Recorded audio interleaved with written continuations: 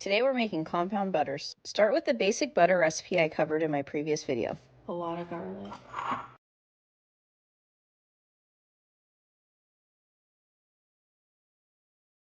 want to make sure the parsley is really dry.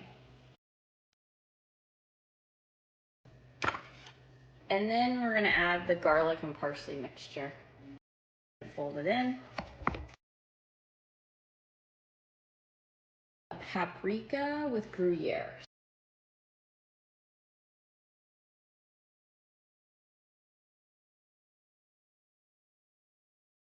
This one's just going to be plain sea salt.